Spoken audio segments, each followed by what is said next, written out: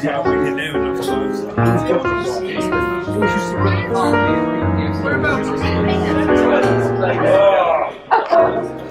I think we'll all agree this has been a most excellent retirement party. A celebration of a long and illustrious career in the composites industry. Jim is without doubt one of the longest serving and well-liked members of our profession. Do we all agree with that? Yeah. Always popular, Jim conducts himself with complete honesty, absolute integrity, and an unfailing generosity, both in spirit and in kind. And by the way, you don't spell generosity like that. All that the great chap to have a beer or three with. It's been my pleasure to be his colleague and work associate for many years. But when did all this start? I hear you cry. When did all this start? I hear you cry. This is going to go on. Sorry, young Jim started work life 60 years ago as a technician. I'm going to read this out. At the appropriately named Automatic Telephone and Electric Company, later abbreviated to Plessy. God knows why. Bloody hell. He completed 2 HNCs in production and mechanical engineering, leading to become a chartered engineer. Very good. Now, the other day a chartered engineer arrived in Hell, and he'd been there a few weeks, and he went up to the devil and he said, I'm not very happy with things around here, they aren't very well organised. He said, I'd like to put a monorail in and a few roads and things like that. So they said, yeah, when you go there, no problem at all. So, a few weeks later, God and the devil are talking on the hotline, as they do from time to time, and God opened the conversation by saying to the devil, how are things there down in Hell? He said, well, it's not too bad. We've got a new monorail, we've got a few motorways, they put a water treatment plant in and everything like this. How do you get that then? He said, well, we've got an engineer in. God said, that's not possible. All engineers are lovely people. They all go up to heaven. You'll have to send him back. He said, I don't think so. We're hanging on to him. And God said, well, I'm going to sue you. Where are you going to find a lawyer? Says the devil. That's a joke, by the way. So, in September 65, I'm going to give up with the jokes now. I thought that was Peter Kay isn't going to get worried.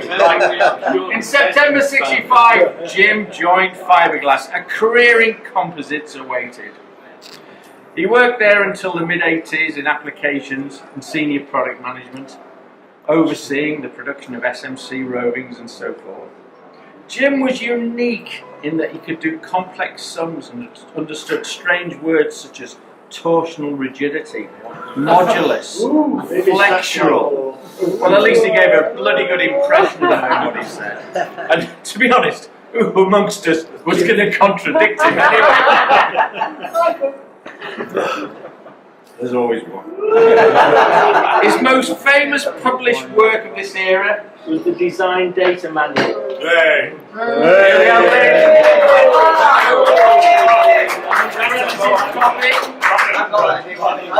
A Bible at the time for an emerging industry of bucket and brush merchants who now knew how to make stuff properly. Many times revised, it remains a solid reference work and a solid money earner for Jimbo. His second most notable contribution was the 3-2 system of perpetually hanging on to pool cars. Need a car for tomorrow? Take it home tonight. Back in the office tomorrow and the day after? Oh my, I've got to be out, so take that home tonight. And so on and so forth. Courtesy of a Cortina estate. So away on Bizzo, 3 days, 1 week, back to the next. Hence the name, the 3-2 system. He holds the world record of continuous custody of one car. Given the task of running in a new car, and as I quote, a safe pair of hands. Well, who's going to let go of them car keys? That was for sure, wasn't it? 7 months was what you told me. Is that the truth? No. There or thereabouts. Before somebody realised, where's that bloody car? Then it was back to the famous fiberglass Mini. A fiberglass bodied Mini from Brazil. Funny enough, this Mini passed into ownership of Jim Quinn. Funnily enough, Jim Quinn was the only bidder who bid the only price because he told them the worth of the car, and if all else failed, he was the only one who knew where it was anyway, didn't he? Jim joined Fiberforce in the mid-80s as technical manager. Jim experimented with pultrusion and, drawn by the technology, successfully achieved BS 5760, one of the first composite companies in the UK to do so. You supervised it and you know so. Leaving Fiberforce in 1991 to start James Quinn Associates was a natural progression. Being the expert witness, training industry newbies, designing, milking the yet further design data manual, published works and standards, and a visiting professorship at Plymouth University all speak of a respected doyen of the composites industry. In the 1990s, Jim and I formed a Billy No Mates club for the JEC visits. No one to go with, come with us. Hotels, bars, restaurants, all visited, reviewed and approved. Paris Saint-Germain was our playground. We must have done something right. I remember one year we got over 20 people with us. That wasn't counting with the people that came along. I could regale you with stories of misspent JECs, but sufficient to say we had a riot. We really did. In fact, I'm going to tell them all about that night. I'll save that for a while later. I'll hand you over to the man himself now, but before that, that's another way. I'd like to present you with this little memento here, if I get it the right way around. Professor Jim Quinn, a fine fellow of the composites industry. With best wishes on your retirement from all of us who have the very great pleasure of knowing you.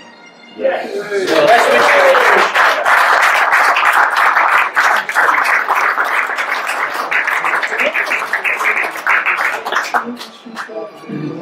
Best Has anybody seen this?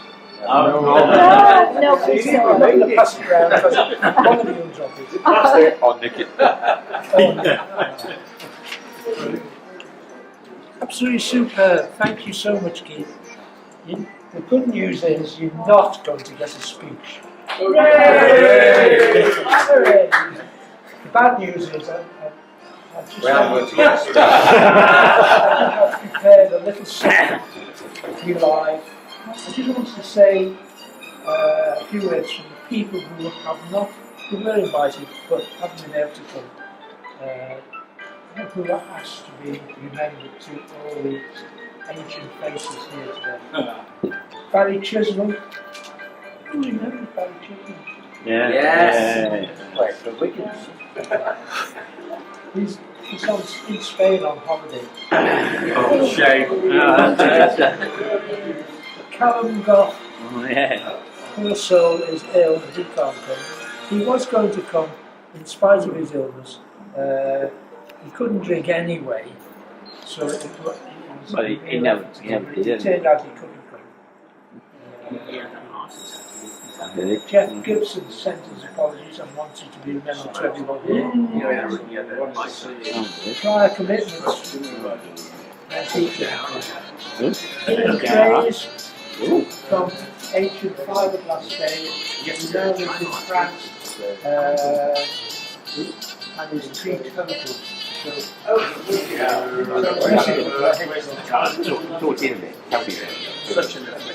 Ian Snowden.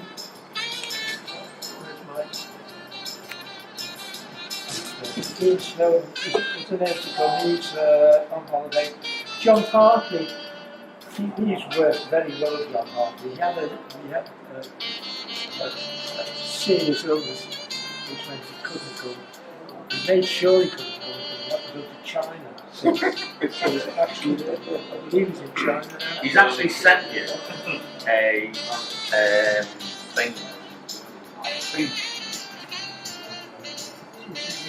No, it just says greetings from China. Thank you. And the Barbara's one. I love that man. You do love it, don't you? You take a picture of the outside of his own town saying greetings from China. Love it. Gotta give it to them fibre floor slides. Oh, yeah. Knock you to it. From Fibre Four Stage, driving competition with Fibre Four Stage. He, unfortunately for us, is on holiday somewhere. Philip Ball, he's really good going back. And then again, I'd like to say that. couldn't come here, he had Alzheimer's in Portugal. Who knows? I can let me remember who was contemporary.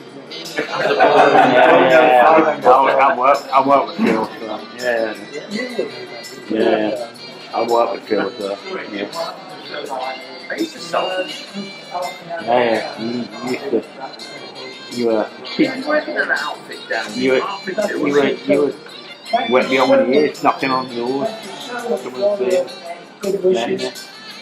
My award, which is superb, and the present which you sent to me.